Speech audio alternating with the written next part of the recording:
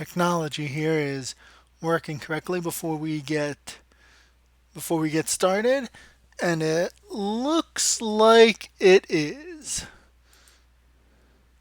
Excellent. So, to get started, my name is Matt Sablon. I'm here just to, if you were here back in Thanksgiving, what we did was we went through and we made ourselves a D&D subclass. Specifically, we made this here, the Evangel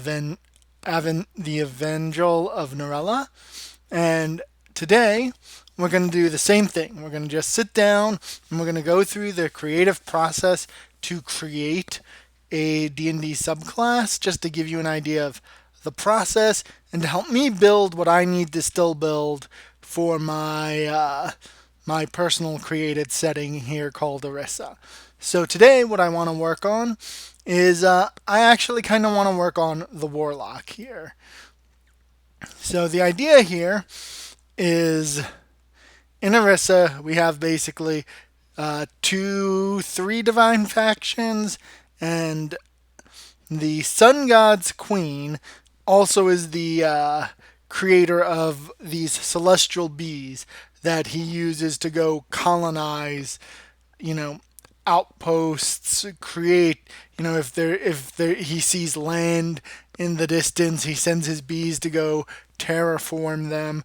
They're really cool little critters, but the warlock here, your pact is going can will be with the essentially the queen of the celestial bees, who also happens to be the wife of the sun god. We won't go too much into lore on the world, but that's basically what you need to know. Celestial bees who are terraformers associated with the sun. So, the first thing, if you don't have this guide pinned somewhere on your desktop, I strongly advise you get it, or your browser, whatever. I strongly advise you get it because it tells you what levels every subclass needs something to be a legit legal subclass. So warlocks 1, 6, 10, and 14. So let's go ahead, create a subclass. I'm going to go ahead and say warlock. We're not going to choose a template.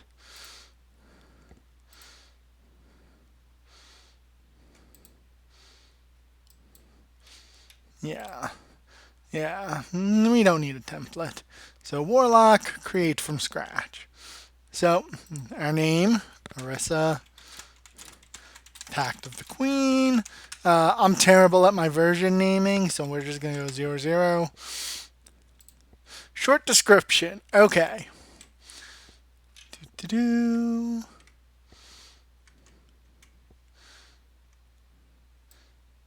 We're gonna go back here, go to my homebrew creations, because the short descriptions should all look the same if you're creating your own subclass, right? They should follow the same kind of wording, description. Um,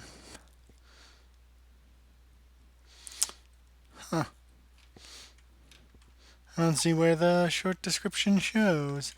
Anyway, let's go back here.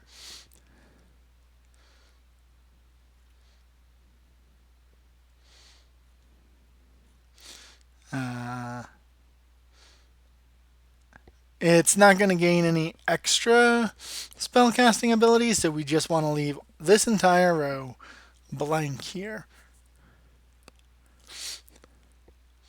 This, however, is true.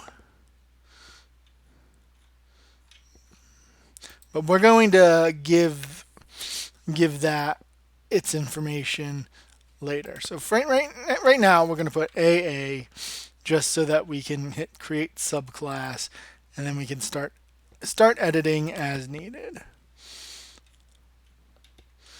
So what I want to do, I want to actually see what is the short description.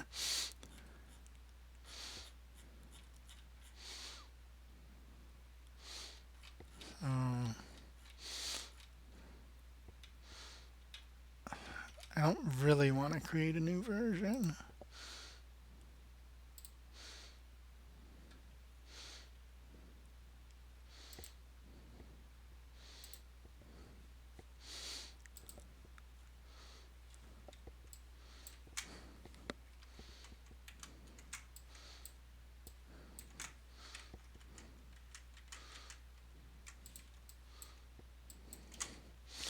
So this is important because it's going to let us have all of the wording that we want. Because again, a consistency of language and presentation is very important. And let's go back to creations, type, subclasses. This thing here can now be deleted because we don't need a new version of that floating around. Anyway, back to the Pact of the Queen. So this short description needs to give you the flavor of the class. We're not exactly sure yet what makes this Warlock different, except that they're going to have swarms of bees, some celestialness, probably the ability to fly or glide on said bees at some point.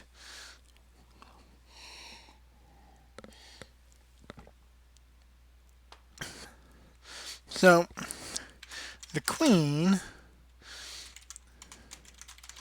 is many things. Mother of Aryssa, Queen Celestial.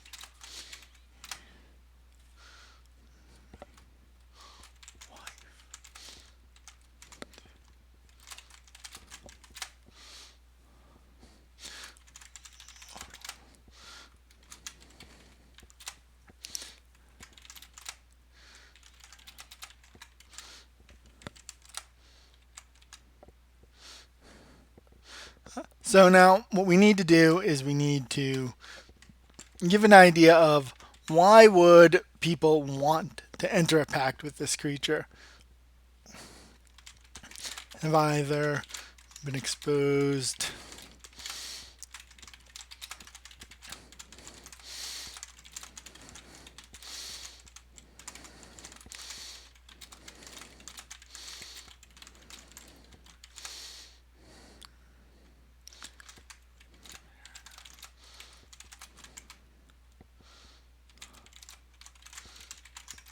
So let's think a little bit about what do we know about real life bees, right? They make honey, they're dancers, they're very social.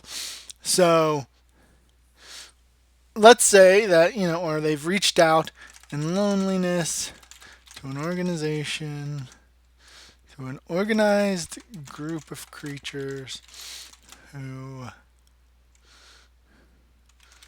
never abandon. They're sick or wounded, and who forgive.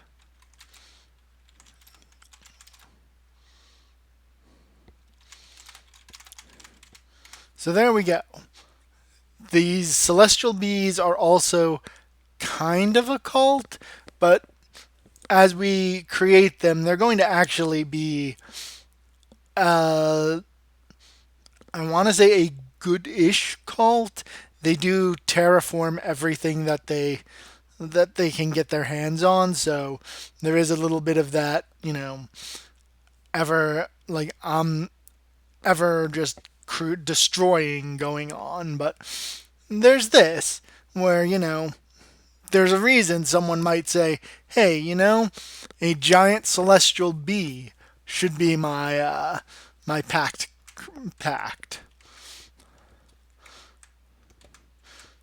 Others may find their way to the queen.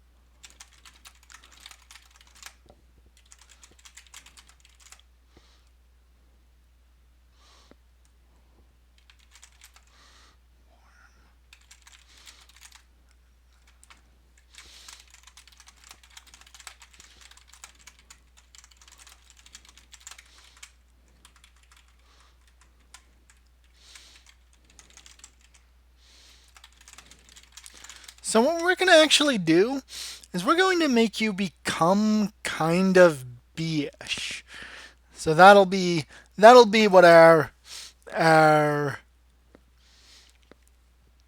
all of our subclass things do. They are going to slowly make you more and more like a bee, while also giving you all sorts of neat things to do. So this is who has chosen the Pact of the Queen. Will excel in combat. So last time I went through in a quick explanation, the combat, exploration, and social pillars. These are super important, and you need to keep them in mind when you're building your subclass here. So the Pact of the Queen, it's really not combat and exploration, right? It's going to be your bees. They're social creatures. They also fly. You'll get movement. Probably give you bug eyes at some point. So, we're going to say we'll excel in exploration and social spheres in ways warlocks normally never do.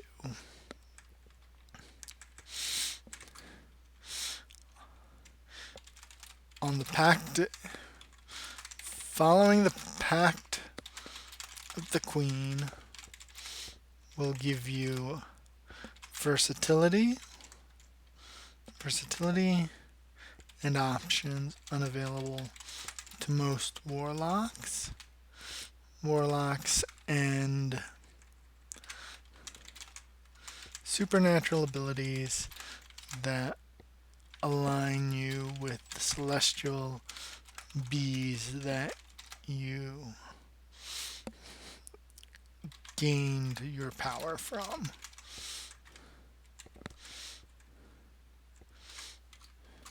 So I don't think you're going to have like a major mechanic like the Hexblade or anything like that. I think you're basically going to be a warlock who's going to get some cool riders, right? So your main power is still going to come from being a warlock. Your Pact powers will grant you things unique to the Pact of the Queen, and that will give you an advantage in areas you normally may not be able to participate in. So you don't need to talk nearly as much as we did with the Glory Fighter here. We'll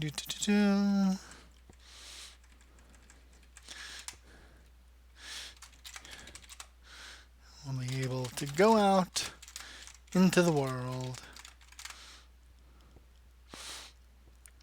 You'll be able to go out into the world and conquer it,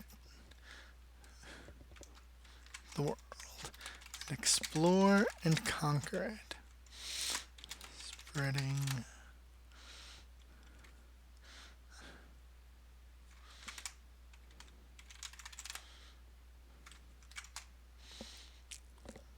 Right? And maybe even spreading celestial.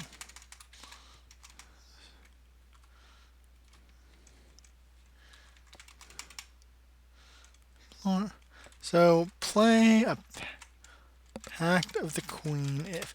So here's where you sell what it is your whatever your subclass does here. So why would you want to play this? So you want to be able to use the versatility and unique features. You want to use the mobile and find things for your team. So there's where we're going to go into the bug eyes, becoming like a bee, all of that, right?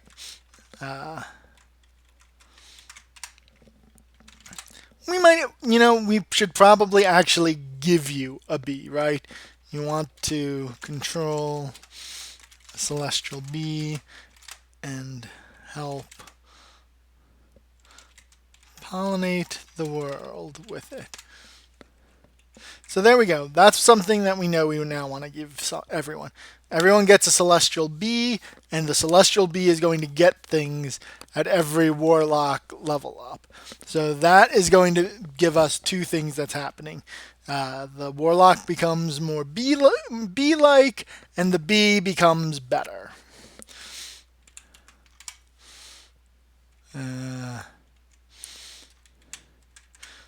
You imagine your warlock as torn between Aryssa and Narema, or your warlock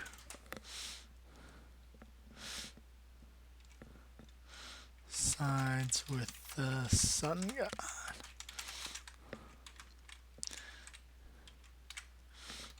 Your warlock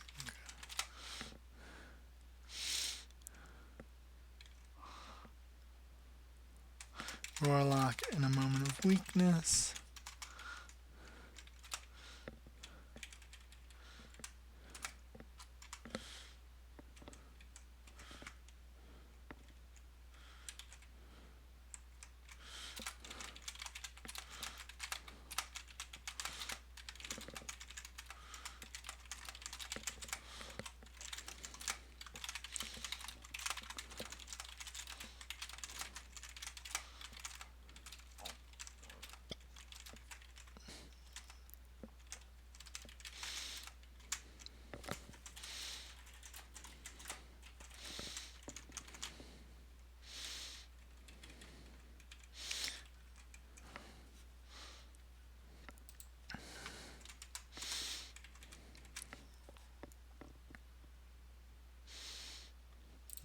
All right, building.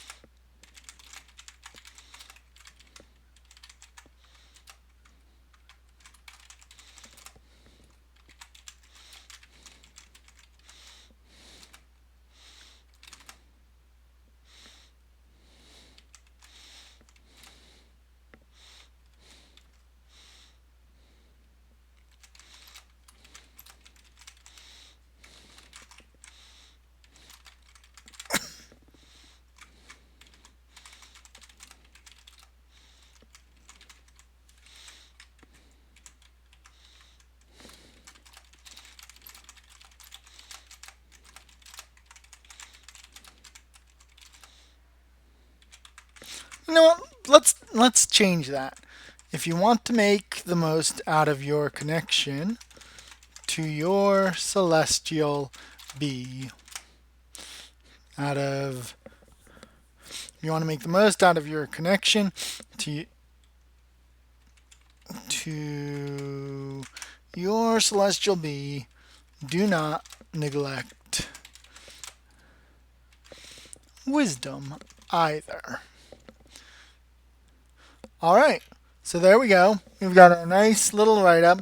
This will probably be heavily revised during later revisions, but there it is. Pact of the Queen. Now we can get into the fun stuff, which are our actual class features. The first class feature is going to be another long one. Let me see. Do I have the? Oop, I think I accidentally passed it there. Here we go. Notice what almost every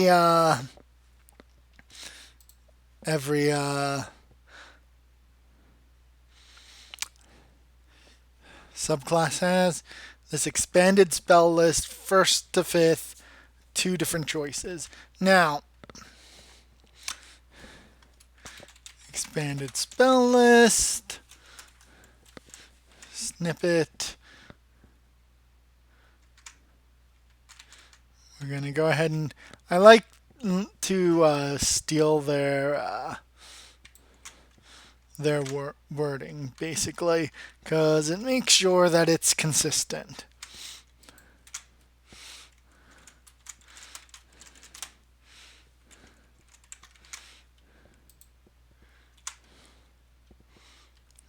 Required class level 1, display order 1. No, that's not how we want to do this.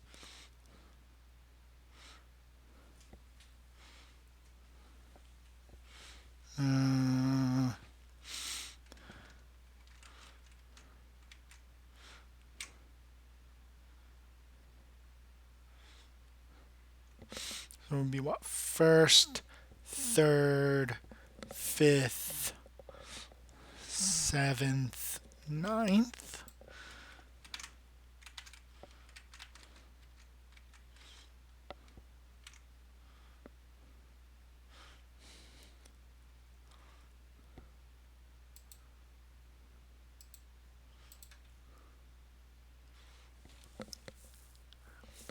All right. Let's see if we can do this, because I think we can.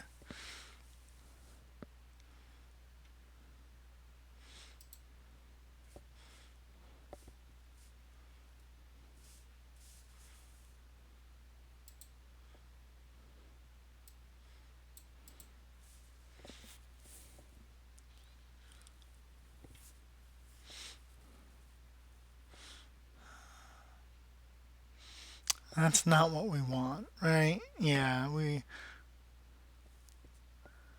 don't want to. Let's go back. Expanded spell list.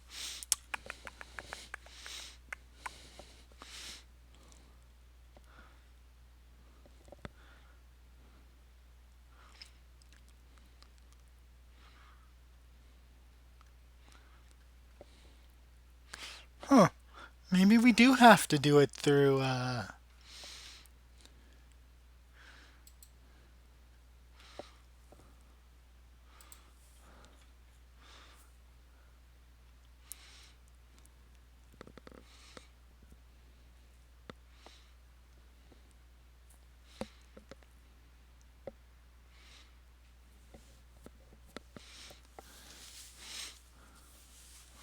Yeah, I guess we do have to do that here.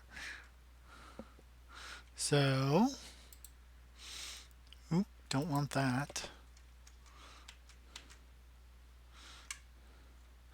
Let's go here to our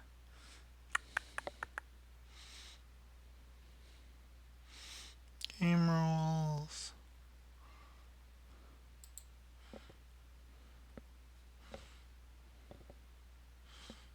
So, show advanced filters. Right now, we need first level spells.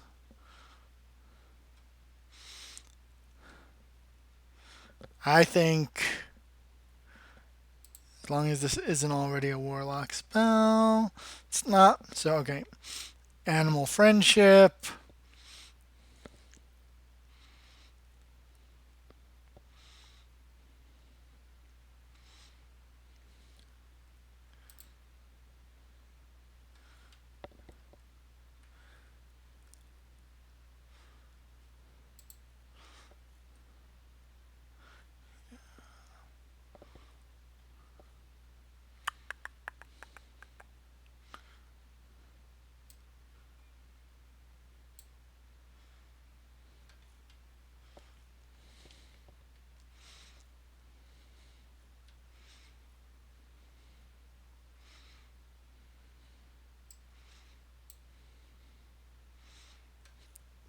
And we really need to just find a good bee-like speak with animals.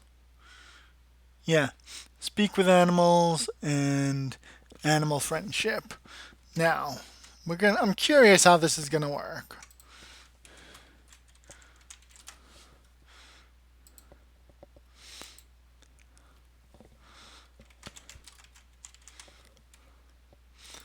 All right, we now need our second level spells.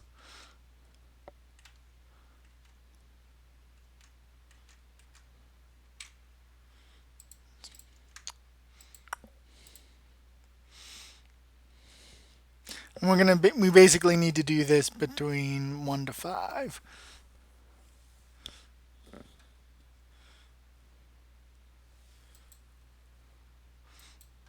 Animal messenger seems cool. You summon yourself a bee, send it off somewhere.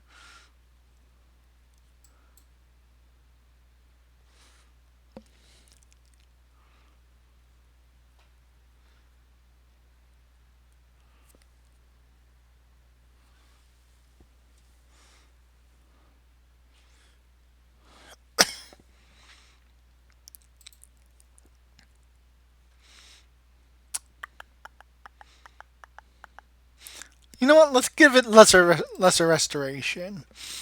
It's not. Yeah, see, the celestial gives it, so I feel like I didn't make a bad choice. Because again, we're going with the whole idea of royal jelly. So what was the first one that we said besides lesser restoration?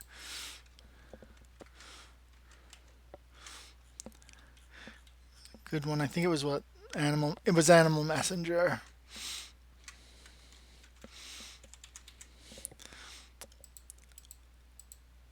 Alright, now we need our third level spells. Here's where things get a little bit wonky because, let's face it, I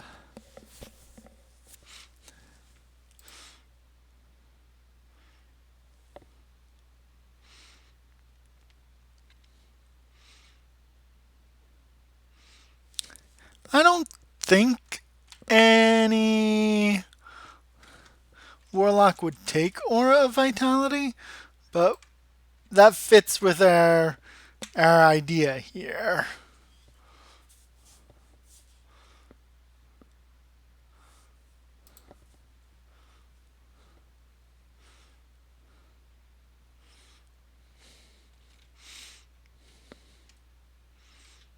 And we'll give Conjure Animals.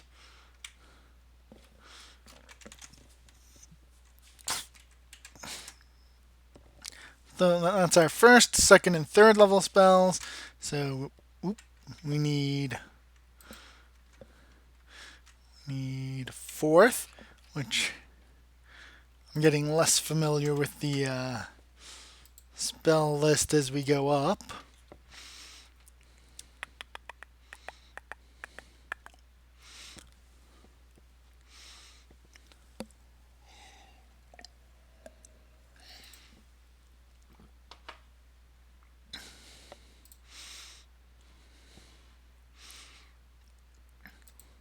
Warlock should already have Dimension Door, yeah.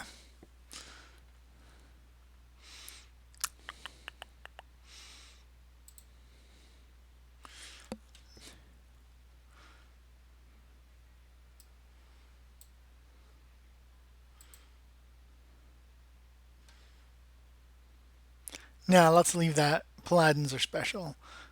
Freedom of movement is, however, something that is a good,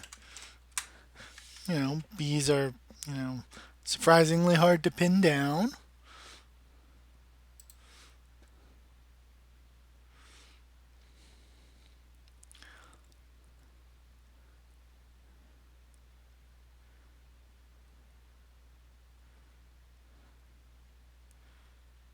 Oh, giant insect isn't great because the insects actually have to exist.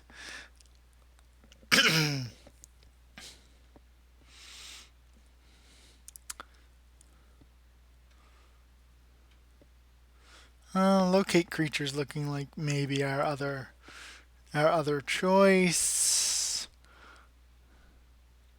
because there are surprisingly not a lot of good non fourth level spell or fourth level spells here, but yeah. So locate creature.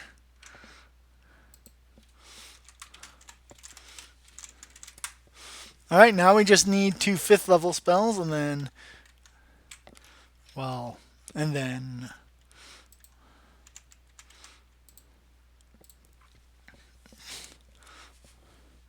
hopefully we're good.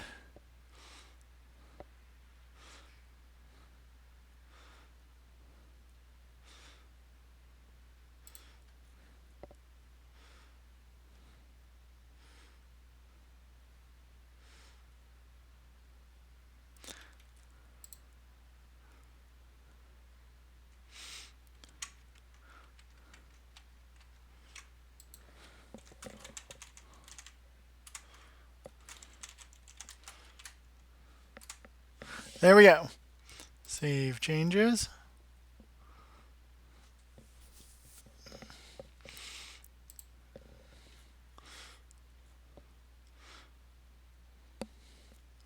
So now that we've done these extra spells that are available, we're getting. I really like Tasha's. I think it adds a lot to classes that needed it. It also added a lot to classes that didn't really need it. But either way, Tasha's adds a lot, and I think everyone should give it a good long look. Almost every class, I'd say, gets some really cool option available open to it, and the artificer class is just one of my favorites, and so I'm glad to have it in a book combined with everything else, and not, you know, sectioned away over in Eberron. They're hard to make and make good, which is part of what this process here is meant to show. Is that while yes, you can just sort of throw a bunch of stuff up there, you'll notice that I'm never really all that happy with what I end up making. Okay, we've got our extra spell list, so our expanded spell list. So let's delete this. So add a class feature. So our 3 basic things we want to be giving with this is Celestial Bee, become more like a bee, and gain bee-ish abilities. And we're viewing bee-ish abilities as things like the myth of royal jelly that can heal anything, things like that, to give our warlock a little bit of a different flavor, but also without stepping on the celestial warlock too hard. So, first thing, celestial bee ally, because that's important. Starting at first level. I think that's how they word things. No, no. We probably won't be giving people flight. It'll probably be the level what Warlock's cap at 16 for subclass features. We'll probably give it to them then, but there's a hard balance there, right? Because fly is one of those spells that warlocks might be tempted to take just because it's so good, but if you give them the ability to fly early, then they'll never take it. but if they see it dangling there at level 16, well, if they get it at 16, there's time to retrain their spells.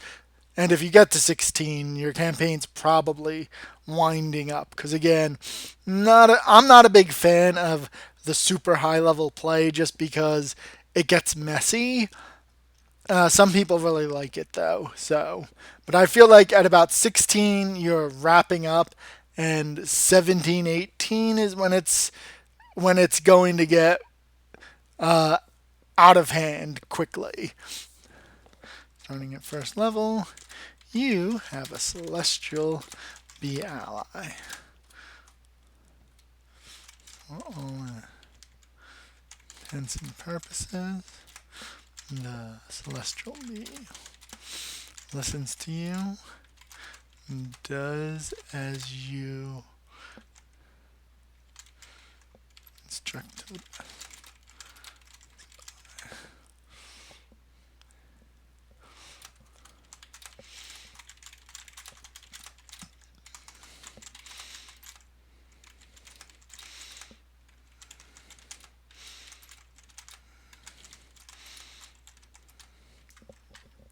What are we doing?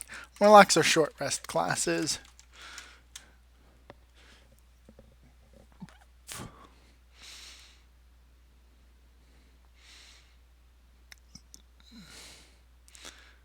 I think both of them get flying, yeah.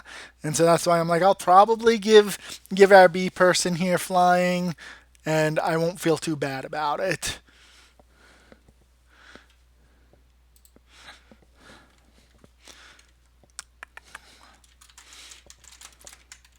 So at first level, let's not give them a. Here, do we need? Where's my list here? So yeah, I think if at first level we gave them a combat pet, Warlocks don't really need that, right?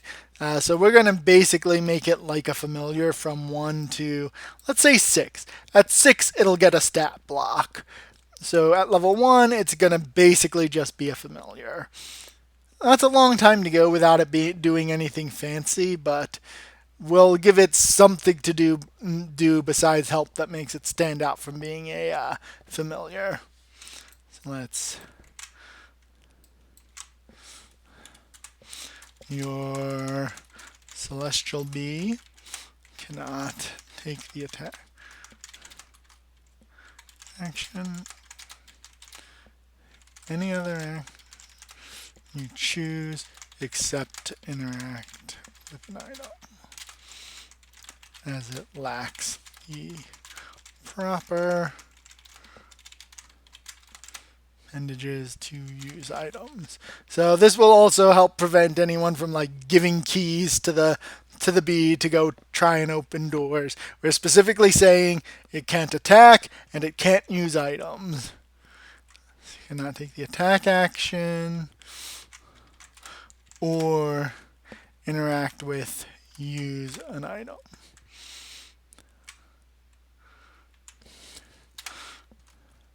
The Celestial Bee may dodge, disengage, help, or take any other action.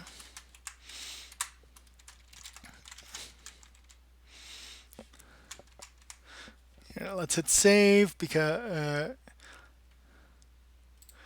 feature type it's granted. All right, we don't need a multi-class description. So create class feature. Oh. Doot.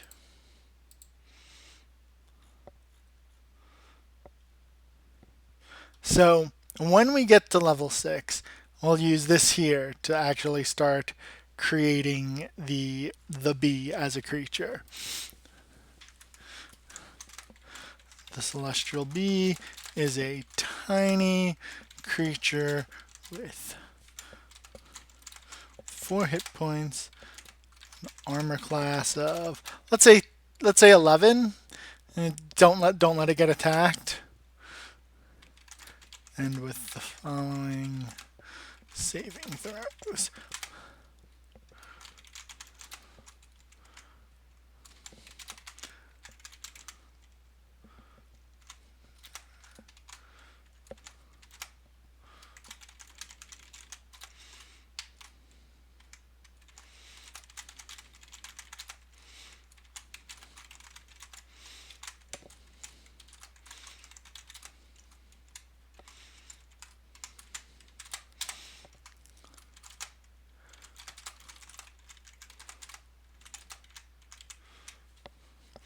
Fly speed of 30 feet. And I think that's all you need, right, for our level 1 Celestial Bee. So required class.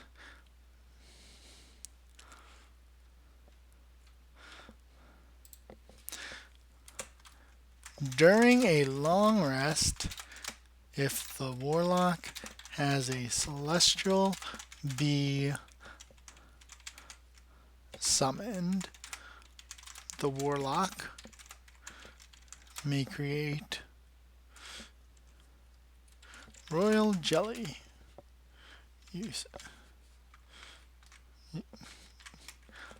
Create a number of uses of Royal Jelly equal to the Warlock's Wisdom modifier. Royal Jelly restores 1 hit point when consumed.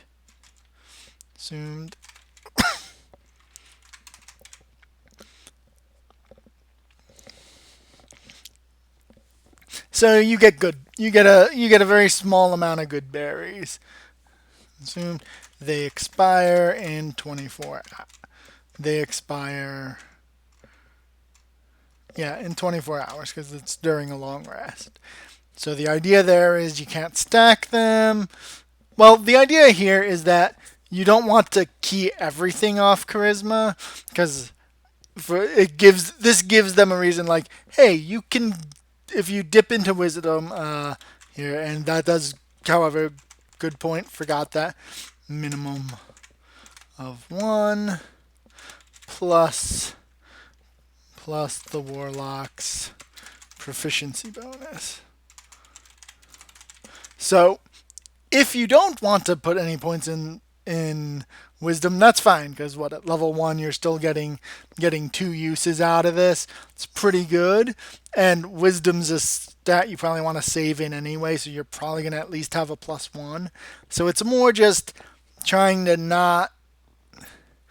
It's more to reward you if you want to go into other, use your other stats. But even with just 3 uses at level 1, this is like 3 hit points isn't a lot, but 3 having this spread out among the party so that they don't have to worry about people going down as much is actually a really good thing for a Warlock to be able to do that I don't think normally can, right? Like again, the Celestial Warlock messes everything up, but I feel like this good berry on your Celestial Bee familiar makes you have a clear identity as a support Warlock early on. They really should be, but the other issue here is that D&D is a game, and if you're a fighter, would you have chosen to become a fighter if you weren't going to be good at it, right? Like if your stats weren't good to be a fighter, you would have become something else more likely. Now, there's stories that make it interesting to have, like a weak, scrawny guy who's a fighter and uses dexterity, but again, you're just substituting which stat you want to be good. So they should follow your backstory, but you also, if you're going to be playing a game, you can't ignore the mechanical side of it. You can, but all right. So let's save that. And now the other thing I have here is I like to sort of get an idea of what everyone else is getting at level 1. And this feels like we've given us the right amount of stuff, right? 3 and 3.5 was a lot more customizable, but my issue with that was to the point where there were so many traps in 3.0 and 3.5 that it was easy to accidentally make a bad character. In 5th edition, you put your high stat in what should be your high stat. Make sure you don't neglect constitution. You are probably going to be a playable character. So yeah, this is what the fiend gets at first level, and then what Archfey is the other core. Uh, you get to you get an extra kind of spell-like ability. See, everyone picks on the ranger, and while yes, it has problems, I feel like if you just don't pay attention to all of the math and mechanics, rangers are actually kind of fun to play. As it's if you could just block out the fact that you know that their math is so bad, and then some of them aren't too bad, or you know there's probably going to be another in whatever comes after Tasha's. There's going to be Ranger Fix. What we're on? What Ranger Fix? What 4.0 now? Like where we fixed Beast Ranger kinda sorta. Tasha's got a good question mark fix on that. Um, and then and then it'll be interesting to see. And I still feel like Rangers are not as bad as everyone says, but still probably one of the least interesting classes to work with. And my main reasoning for this is I feel like primeval awareness. Uh, that's actually kind of funny. Uh, but I feel like Wizards designed primeval awareness to be cool, but it's so hard to use it properly. And so I feel like primeval awareness is just this giant part of the power budget they gave Rangers, and then Rangers just never use it. It would be like, fighters never using their second wind. Like, it's a big part of what the class should do, but it's it's so niche to use right. But the point of what we were looking at here is we got a good thing from first level. Feel like we can go on and look at what 6th level should be.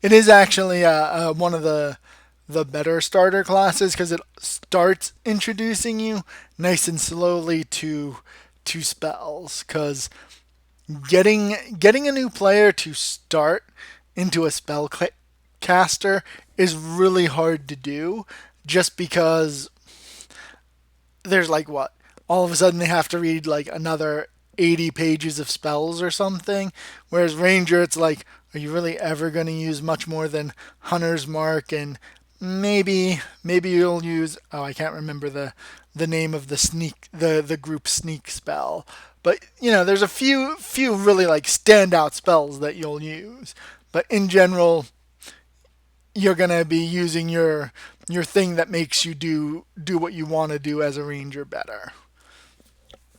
So here again, you get basically you get an out, right? You get essentially another spell. Uh, we may not be able to give the Warlock as much as I thought. Oh yeah, no. Healing Spirit is another one of the standout spells. I think even with the errata. Oh yeah, and if you have no other casters, you're carrying a lot of weight. Yeah, like look, one of the interesting things is some classes get a whole lot from their subclass. Like their whole identity like comes from it. And then like as we're looking at the Warlock here, not really getting a whole lot from your subclass. Like it's a like a one use thing at level 6. So that's actually I think that's part of the fun of the game is like learning new things and like experiencing like oh we don't actually need a cleric to cast a heal every turn. We can, you know, hit points are a resource that we can take a beating. So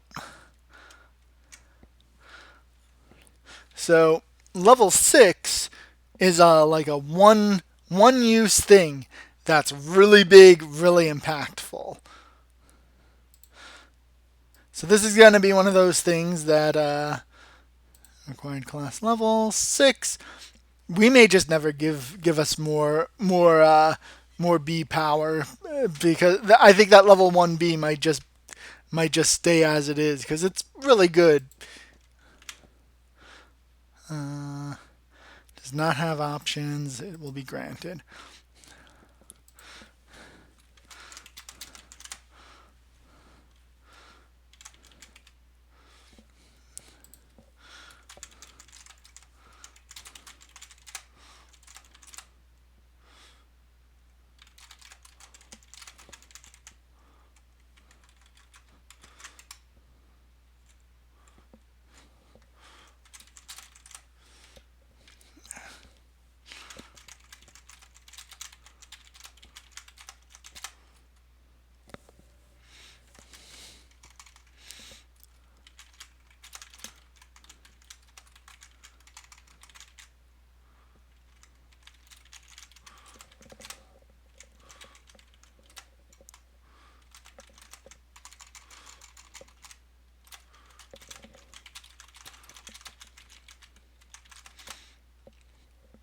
So this is going to be a in combat buff, right? Your eyes are going to come really good and let you do cool things. So your eyes take on the appearance of bees, bees' eyes, and grant you extra perception and capabilities and other capabilities. Specifically, for 1 minute, you can see invisible. You can see invisible target. You can see invisible, not targets. You can see invisible creatures and objects. We don't want this to be true sight, right? We don't want this to dispel illusions. You gain advantage on any saving throw against a visual illusion. You cannot be blinded. You see in normal and magical darkness.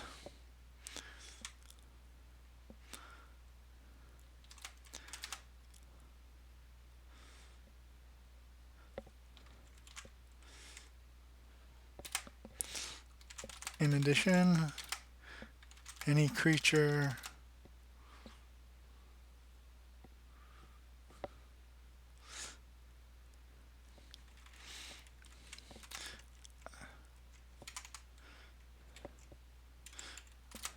your normal vision, that's a good point.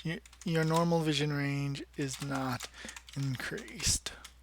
So there we go. Your normal vision range. So that's pretty good, right? Because you can now see invisible things pretty far away because your line of sight is pretty huge in D&D. But that's because you're supposed to be crawling through dungeons, and so it doesn't matter if you're a warlock with the 300-foot eldritch blast if you're going through, building or room by room, right?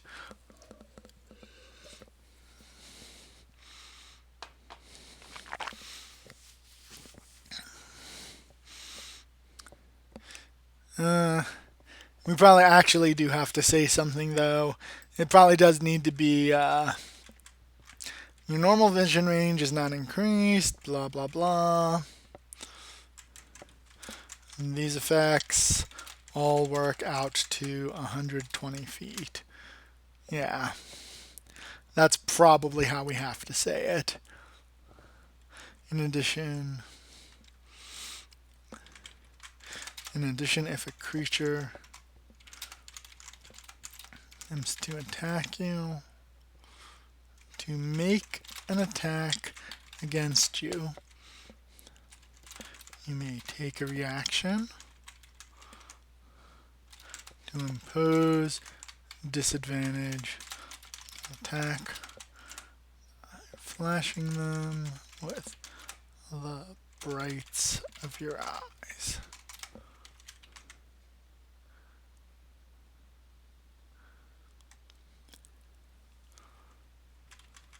Well, Totem Barbarian gets to break everything. And it's what's surprising is that the Totem Barbarian is, I think, one of the few player handbook base that are still considered on the top. Well, I think Battlemaster is too.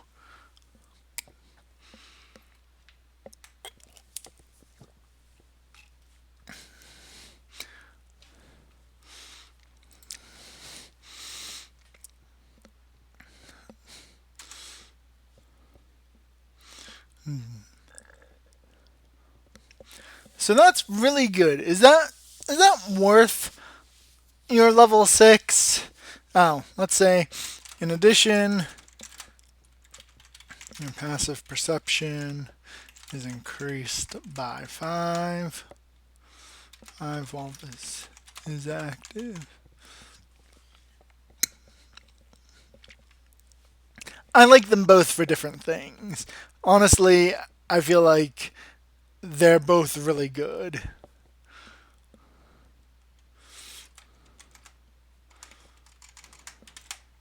In addition, your passive perception is increased by 5 while this is active.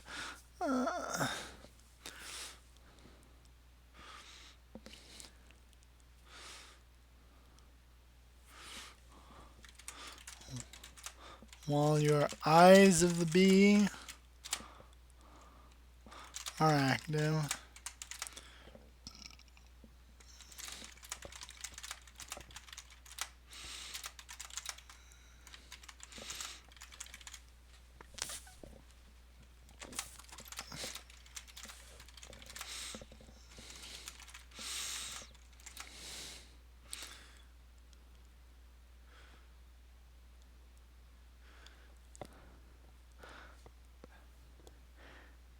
Yeah, no, I can see how that would be a rough introduction.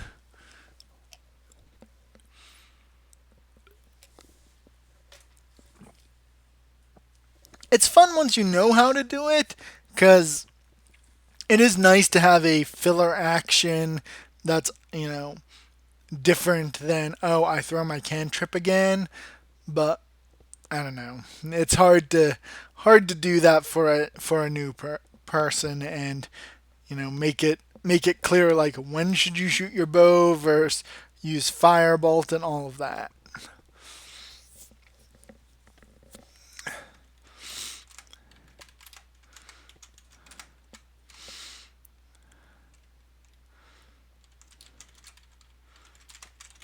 So there you go. There's your you may regain. You may only use this ability once per I want to say it should be a short rest, but let's double check what all all of our all of our friends here say. Short or long? Okay. Short or long? Okay. We're gonna go with until you complete once. I mean, only once, and then you may not use this ability again until you have completed a short or long rest.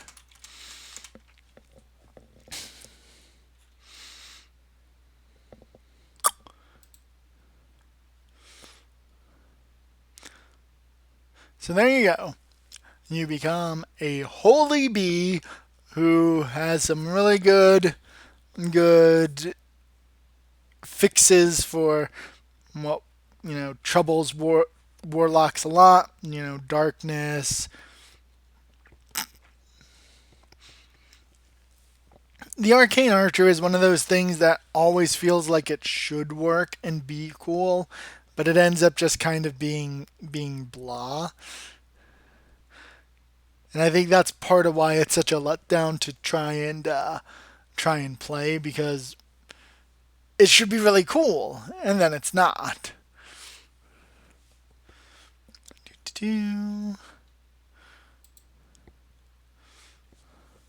And now we do need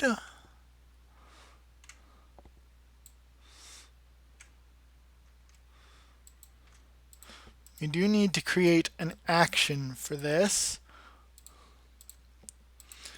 We said a bonus action because that's a great kind of action. Action type, general, name, eyes of the bee.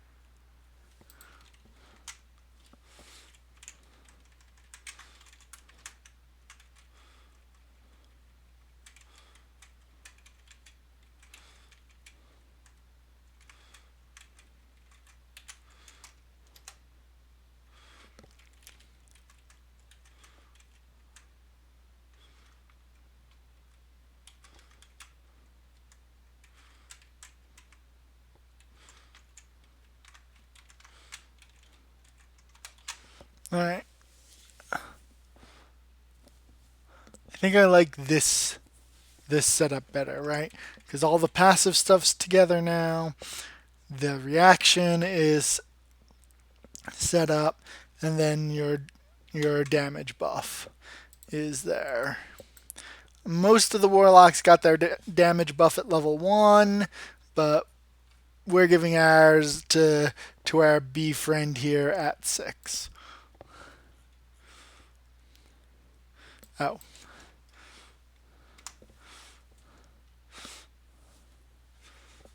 So how do I indicate that it's just attack range, save time?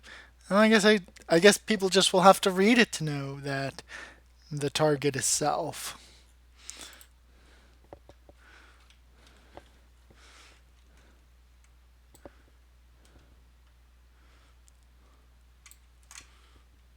There we go.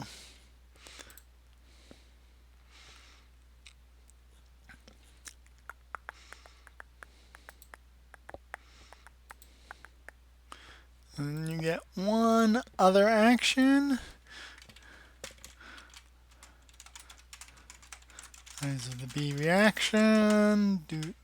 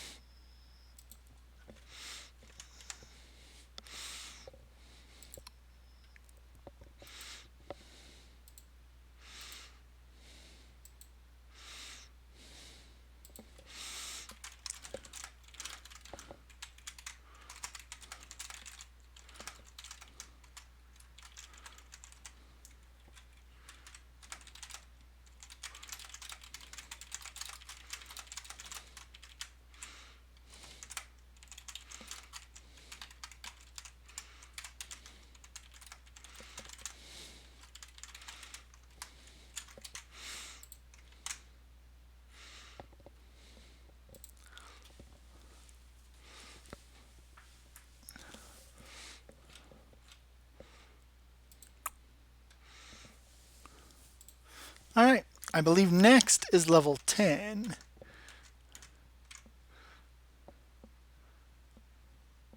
Yep, 10. So let's go look at what our other warlocks got.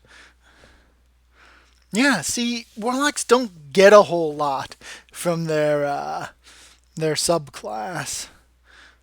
So like here, fiendish resistance, the archfey.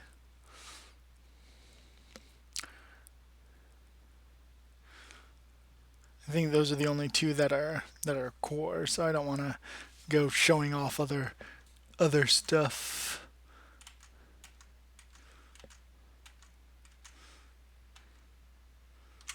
All right, so we are talking about versatility and being bee-like. So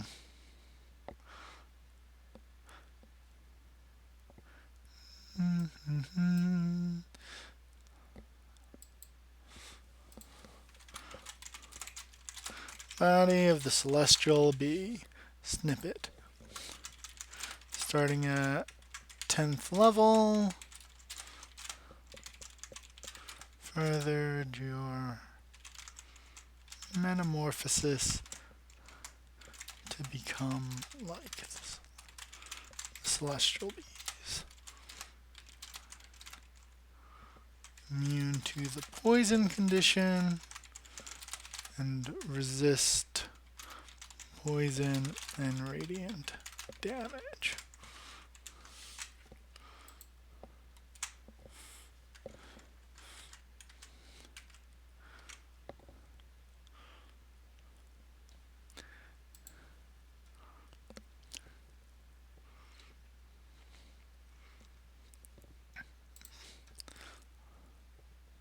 These also give you a little something extra. So that little something extra will be you deal damage with a spell. Oh.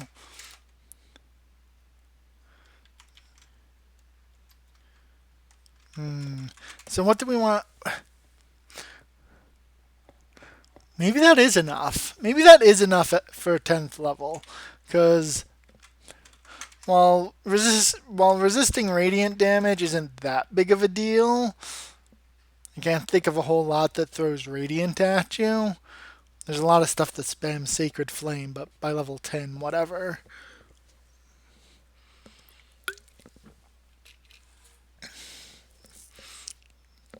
But immunity to poison and resist poison are pretty big things.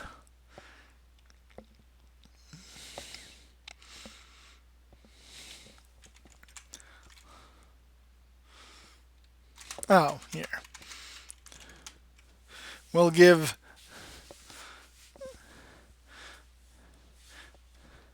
no, because that steps on the hex blade.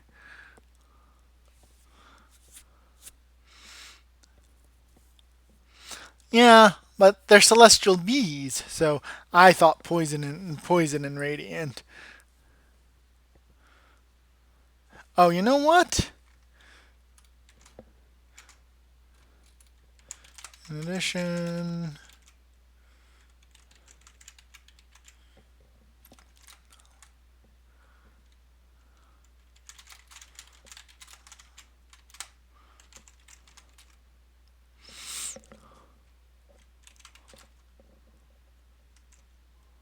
now I think this is enough.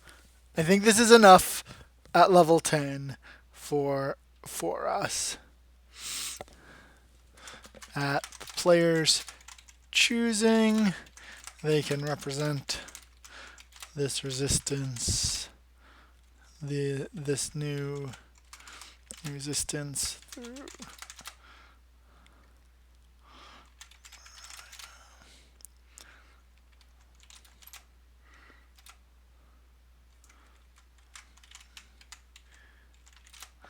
it's not really called fur when it's on a bee, right?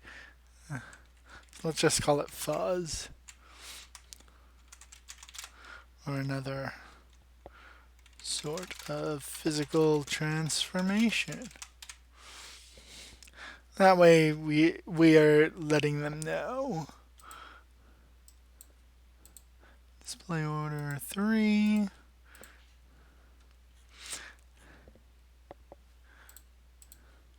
And I think we can actually go down here, add a modifier, modifier type, immunity,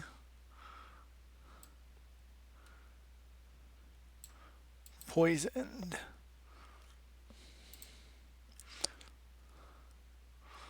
Add modifier, resistance to poison.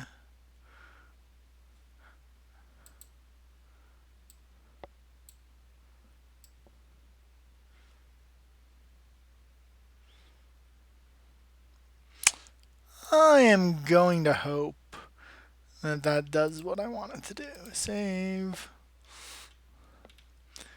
Add a modifier. Resistant. And the reason we needed to do this here, I know, see, it's kind of cool.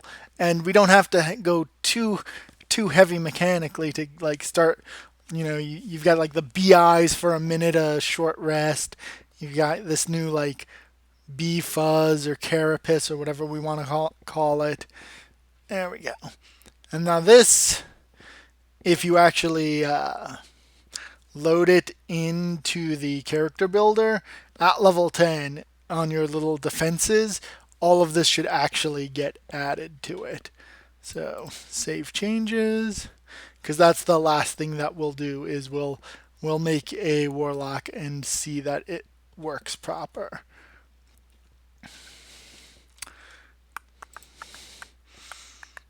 And then I believe we get one more at 14. Yes. And here I believe we get to go a little bit crazy because, yeah.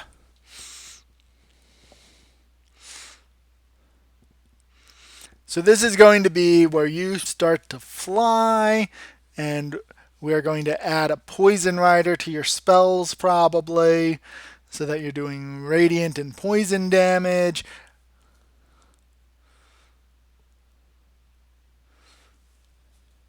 What does the fiend get?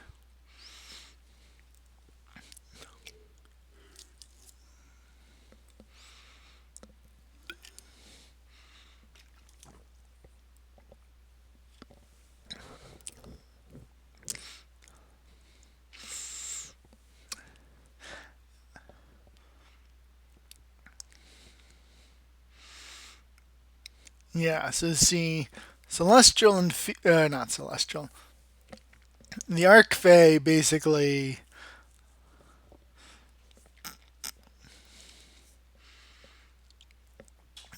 crowd controls something, gets rid of it for the rest of the for what, up to a minute or until it's your concentration's broken, and then the fiend is both crowd control and a huge chunk of damage. So yeah, we can go a little bit crazy here at level 14.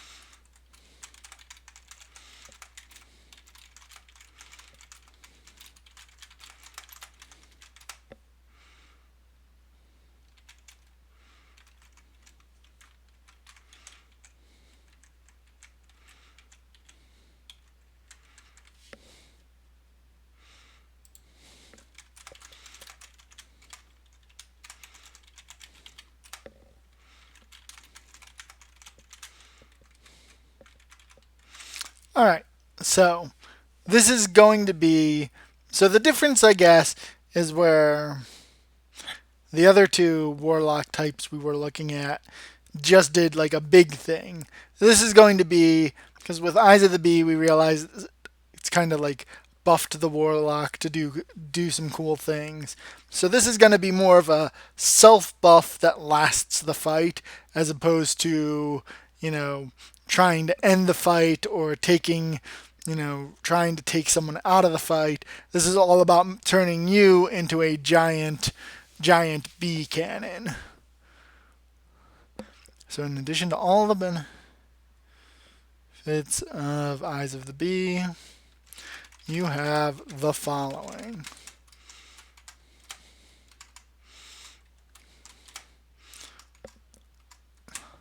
Want a bulleted list? Do they not have bulleted lists for me? There we go. Armor class and all.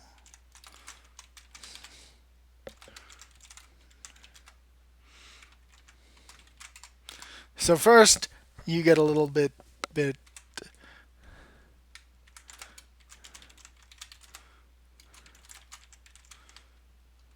So there we go. You start. It turns you into. You're not going to be tanky, but you're going to have higher survivability than you had. So this is your go-to. Any spell that you cast that deals damage deals an additional 1d8 poison damage. This damage cannot be converted by Eyes of the Bee.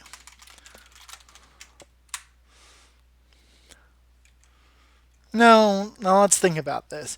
We're at level 14 now. 1d8 isn't really anything. So what I want to do is I want to look at what cantrips scale.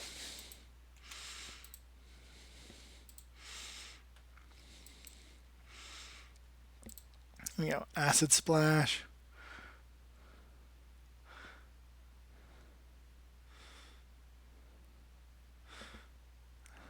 I think 2d8 will be fine.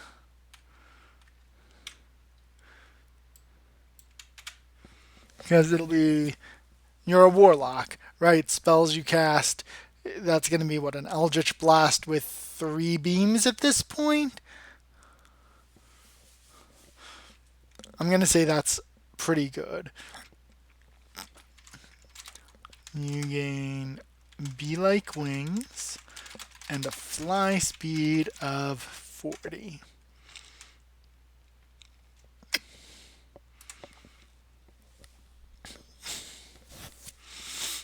You gain the effects of Spider Climb.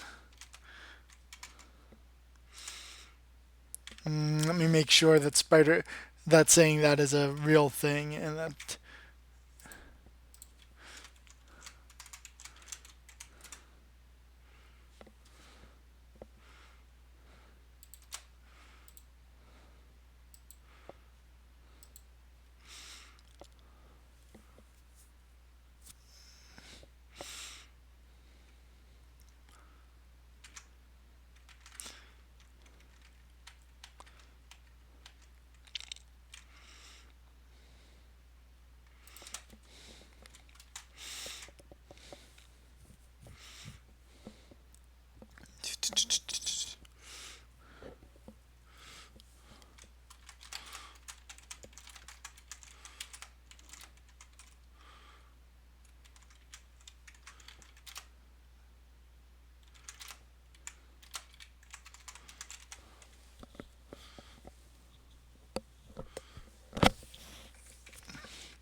All right, I think that's really good, and that's really all you need. You get beefy, well, as beefy as a Warlock's gonna get, right? Uh, you deal your spells deal 2d8 more damage, not a whole lot, but this is up the entire encounter. fly speed of 40. That's great. You also get spider climb, so you can hang out on the ceiling if you want. And as a bonus action, you can take the help action, which is part of the whole bees are social. I think that is an excellent bee capstone.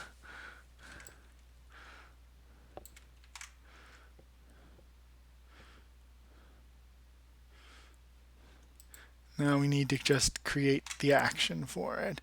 Oh, and then we need to state, you may use this once, and then you may not use it again until you complete a short or long rest.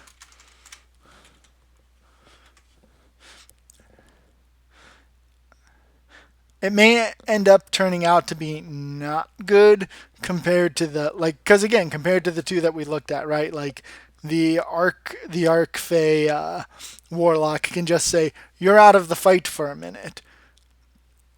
That is possibly way better than this.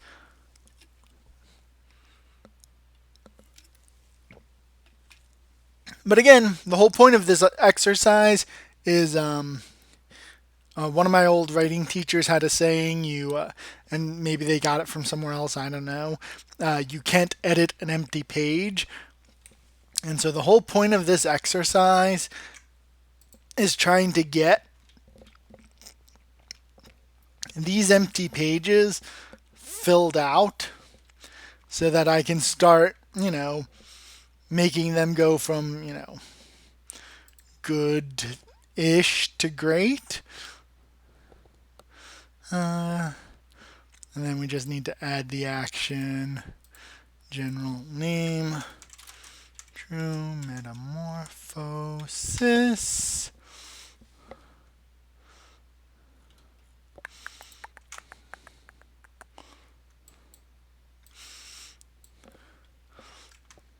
Oh, and since it'll also activate your Eyes of the Bee if you have no more uses available, that means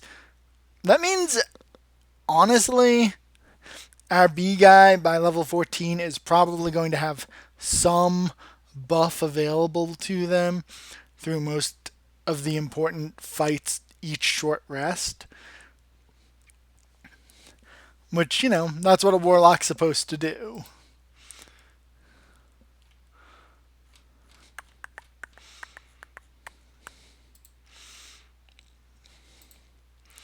So let's look at our class features real fast.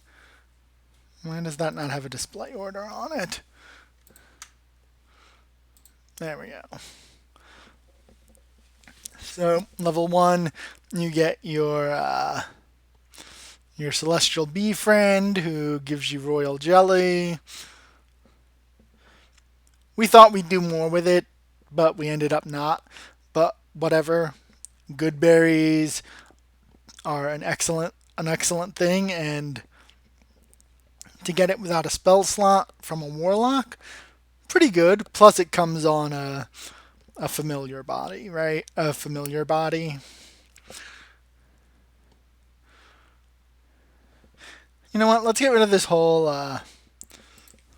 cannot take the attack. Or what we're going to do is we're going to go to find familiar. And we're going to just steal the wording from there instead of trying to make our own wording.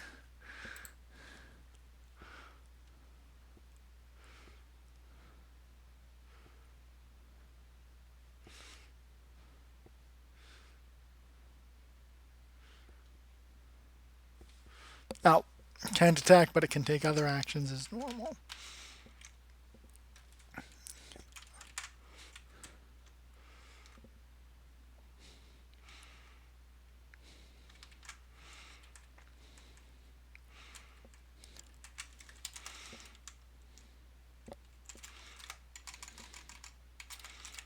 Let me take actions as normal. And yeah, this is now the boring part where we go back and we proofread a little bit. now that we know that we're not going to give the Celestial Bee ally an upgrade, we're going to delete this part, and we're going to now use add a creature.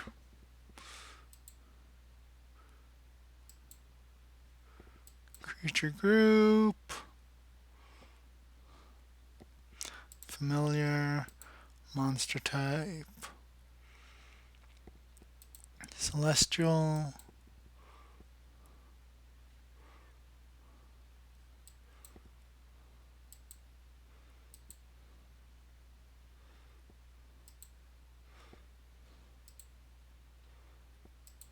Huh. That didn't let me. That's not letting me do what I thought it would. That wants me to build an actual creature.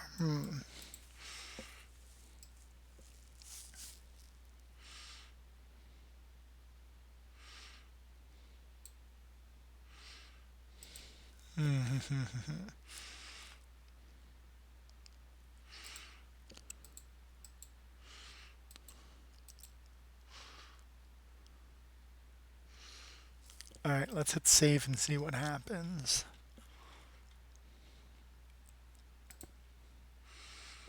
Yeah, no, don't like that.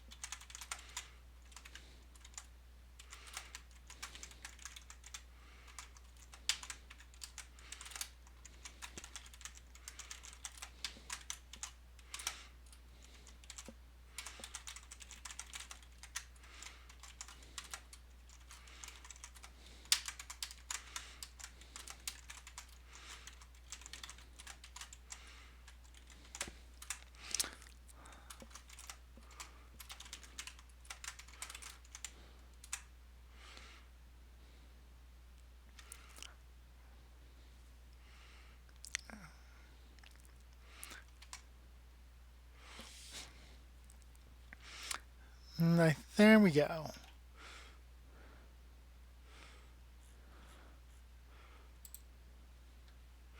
Alright, now that we're no longer distracted. So, first level, nothing super exciting for our Warlock. Um, you get to start making royal jelly, which are essentially good berries. Um, Level 6 is when you really come online, which is a pretty long wait, but there's really no other way to do it because the Eyes of the Bee buff really can't come at level 1, and then your good berry thing come at level 6, because that good berry thing is really only going to be great early on. So it's just a rough 1 to 6. But then once you've got your Eyes of the Bee, you've got your in combat buff, then you get a whole bunch of fairly situational defenses. I think poison damage is kind of common. Not as common as I think fire, but common enough that it's not a waste. And then radiant, whatever, it'll be useful. Being immune to the poison condition though is super helpful. And then true metamorphosis, you get to be super cool. Save changes. Acquired, we did all that.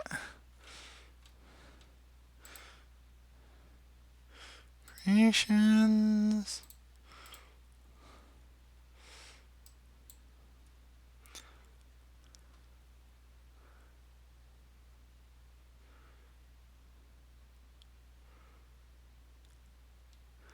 Oh. Oh, that's gonna be hard.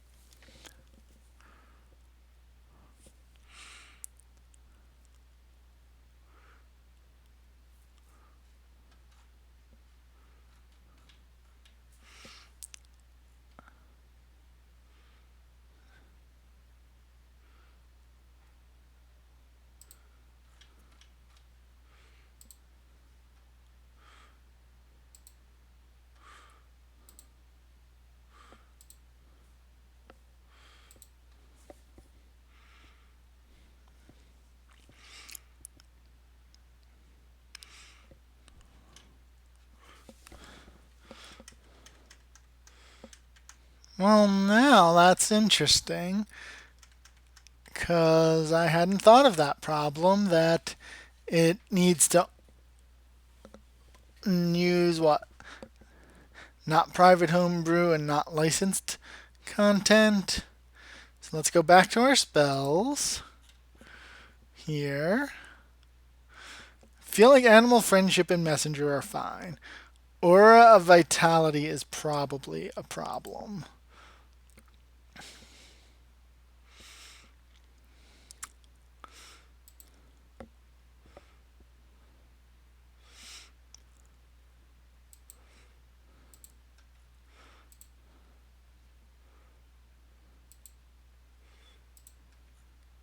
There we go.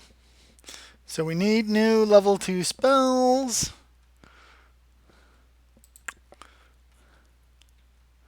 Right, because commune with nature are third. That's fourth.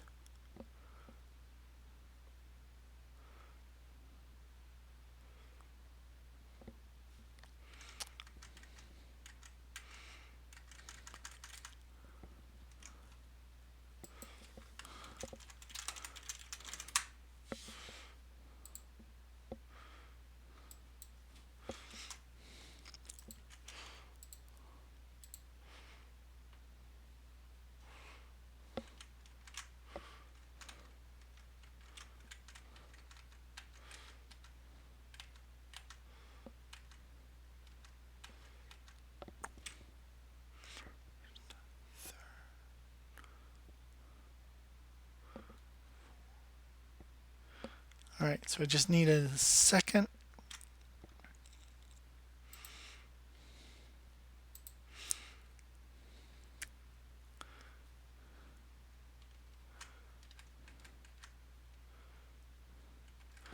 Actually, why don't I do it this way? What level was Aura of Vitality?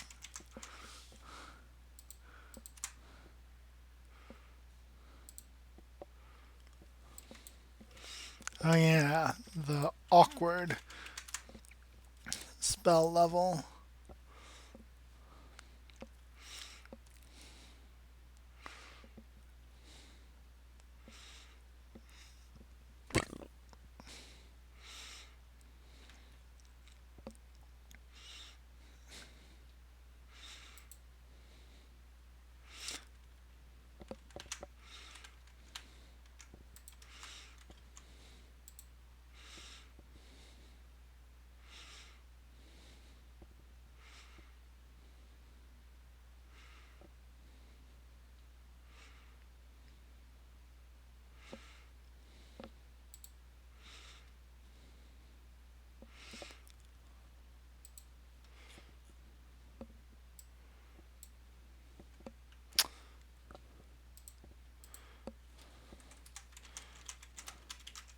Now we need to make sure we didn't break anything.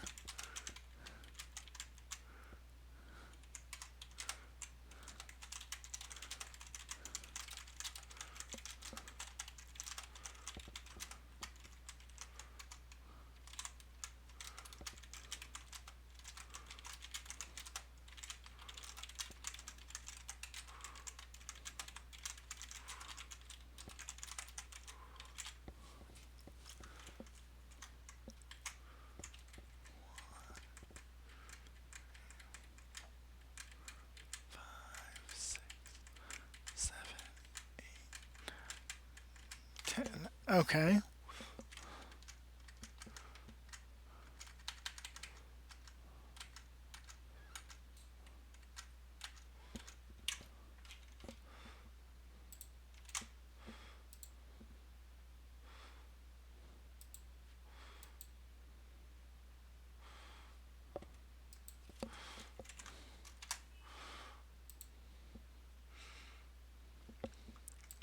Okay, good.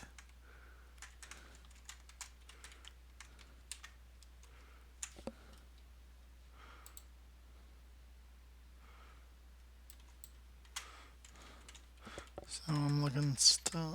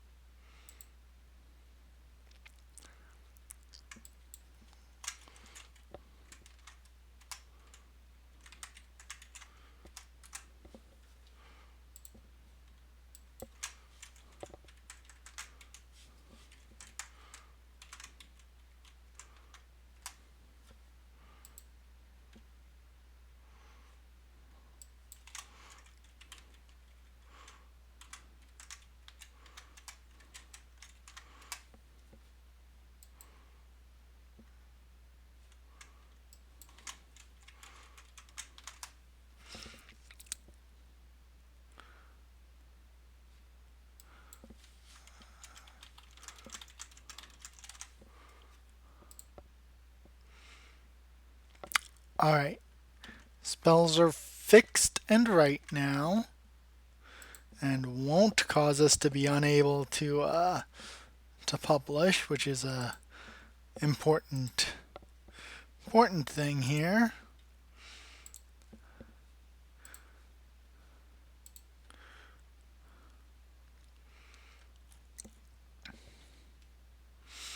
Now, before we hit this share with community button, we're gonna do a quick test to make sure that it works. So to do that, we're gonna create a character, standard. I'm going to allow homebrew content.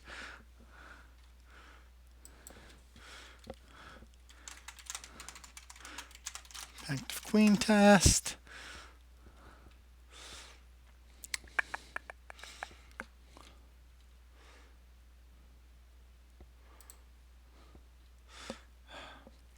We want something that will mess with all of our stuff as little as possible. So what we want is a nice, boring human. Who cares?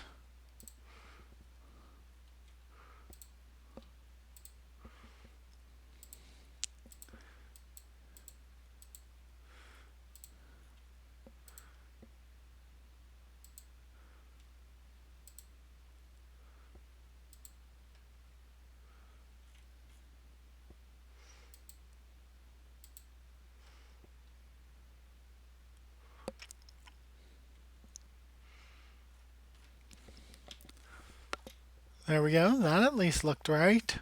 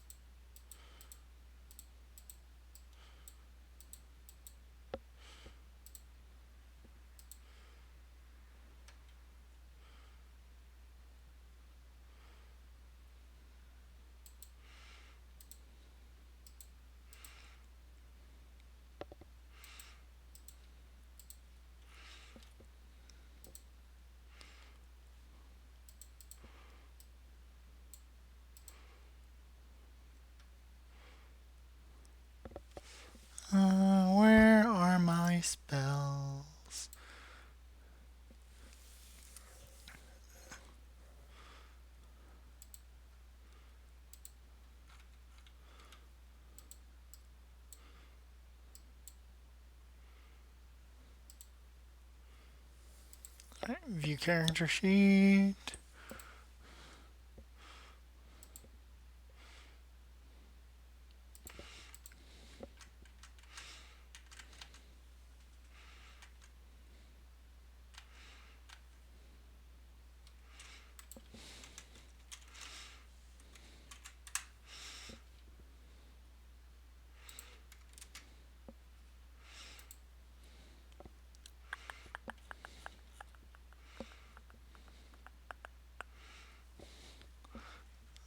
Spells known, spells.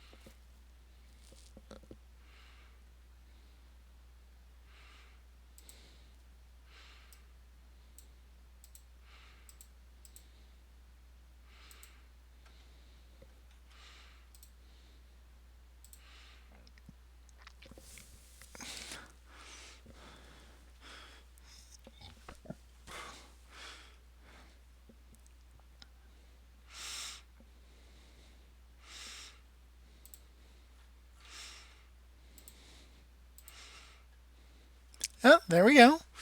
Animal friendships on there. And speak with animals is on there.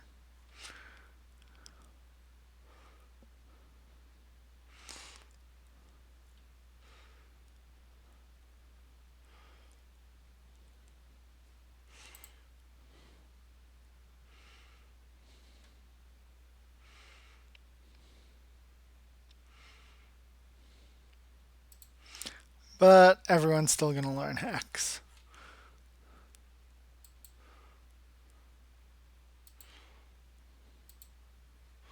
Alright, so our next test is level 6.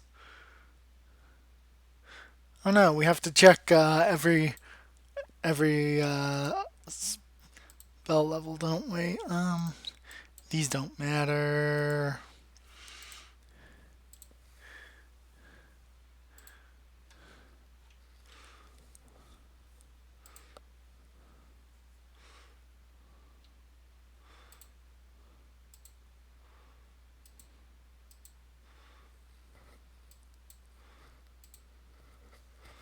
There's Animal Messenger, where it should be. There's Lesser Restoration, where it should be.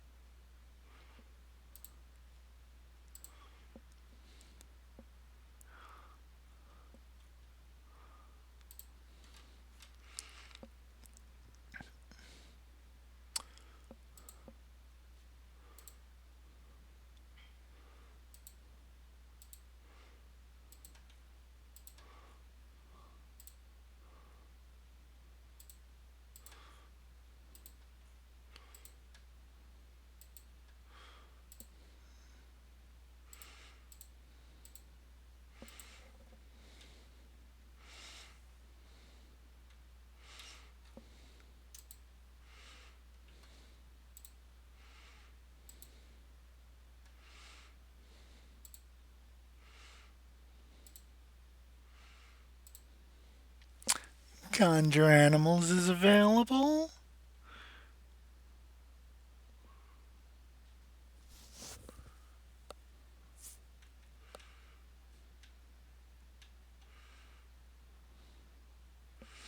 What was our other third level spell?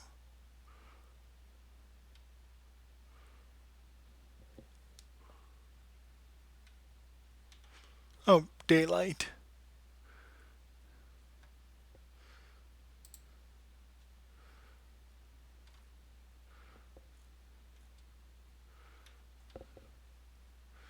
Right. Now we ding up to 6. Eyes of the Bee.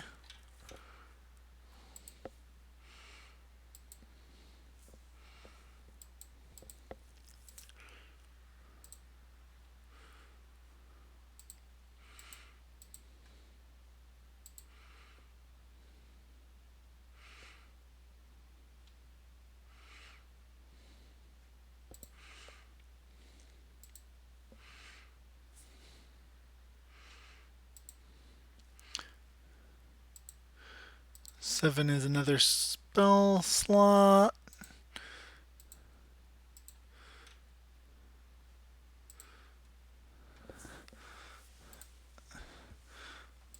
Fourth level, which were freedom of movement and locate creature.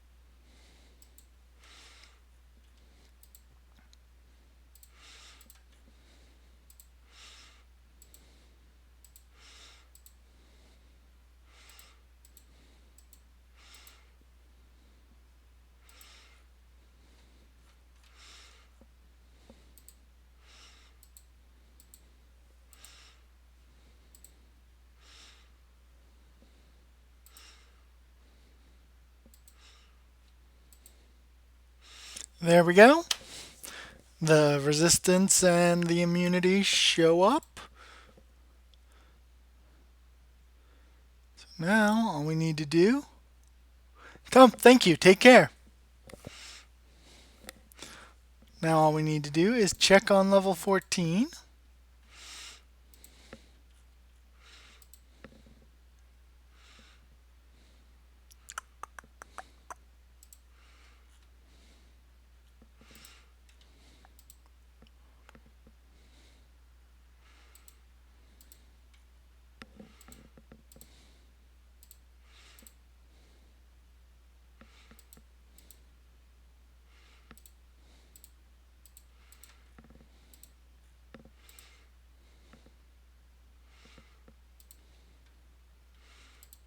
True metamorphosis.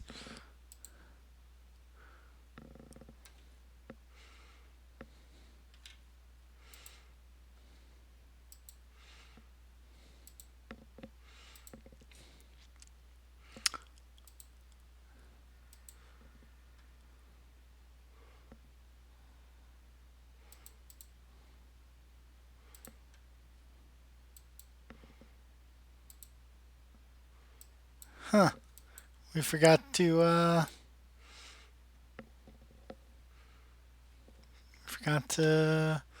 do it properly.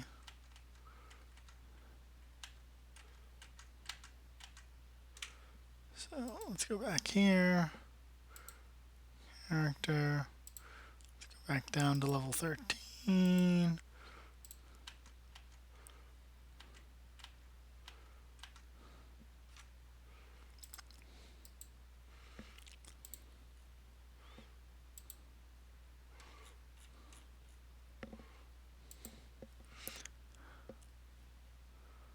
Why aren't you showing up?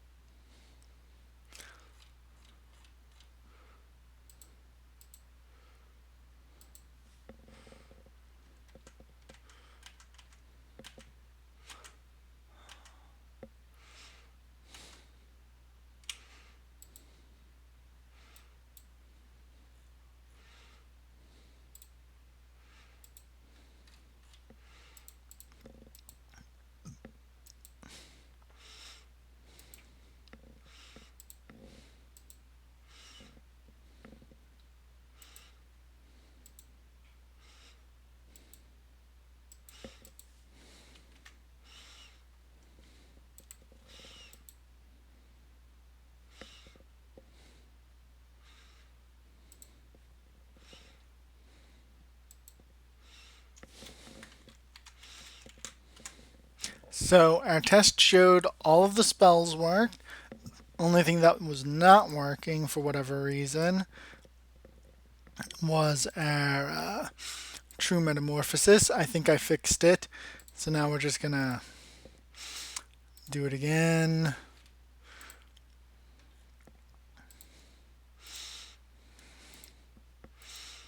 And the only thing we're really caring to test here is that level 14 ability. It's there now.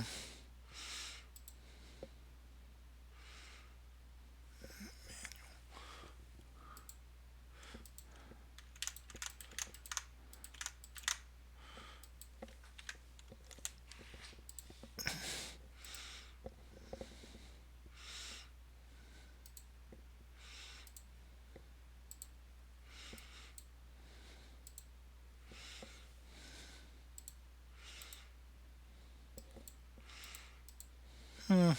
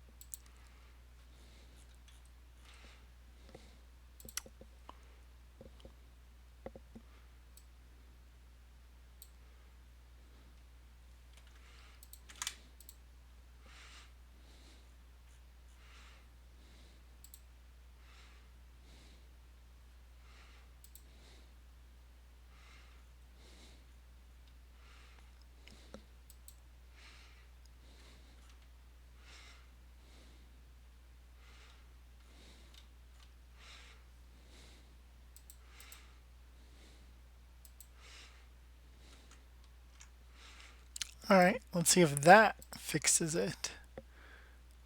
Homebrew. No one cares.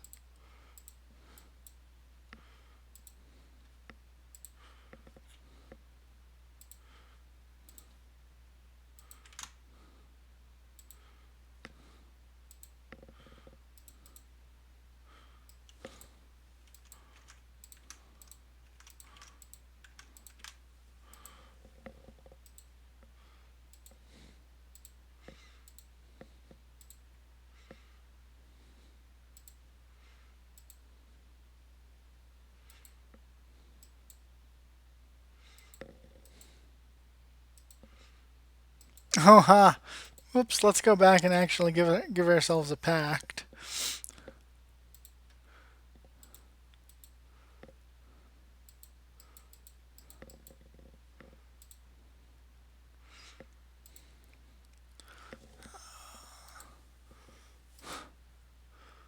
Why isn't...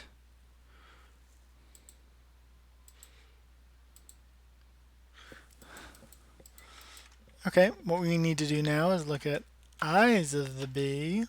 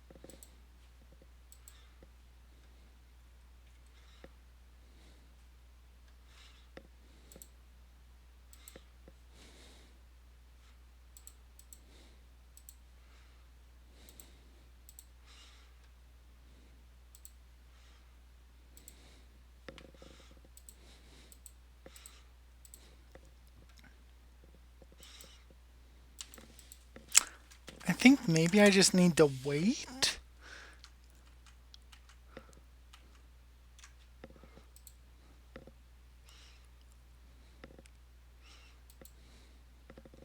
Let's look at this, make sure we're not missing anything. It's definitely being granted. Here's the action, short rest. Got the associated level, the name, the action type.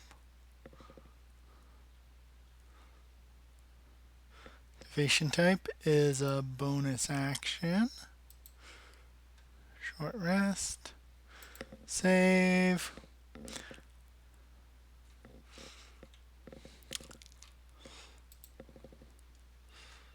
Alright, we're going to try one more time. But I think the answer really just is we end up having to wait for D&D Beyond to catch up with us.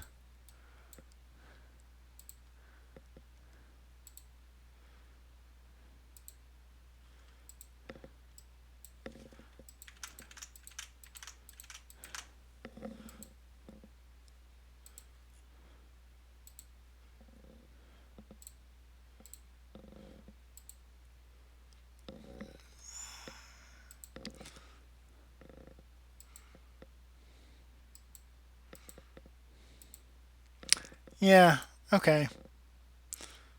I am not sure why True Metamorphosis is not showing up.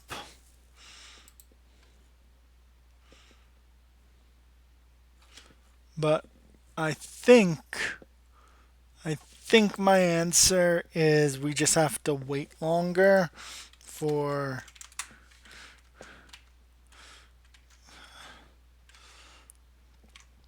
everything to catch up. Just to make sure, we're going to do one last check. Here's what Eyes of the Bee look like.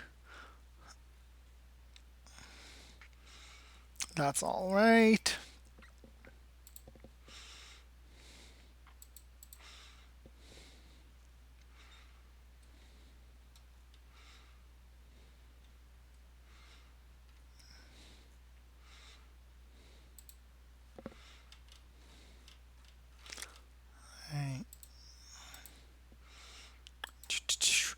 And now True Metamorphosis. You can see it looks exactly the same.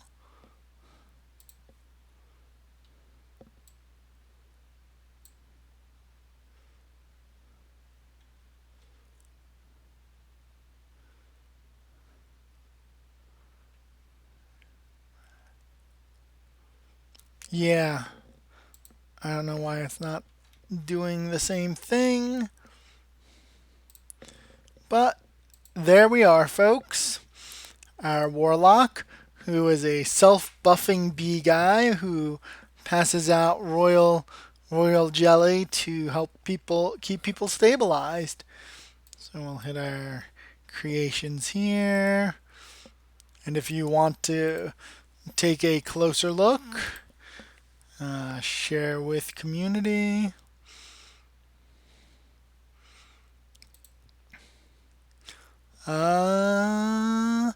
It's approved. So there you go. Pact of the Queen.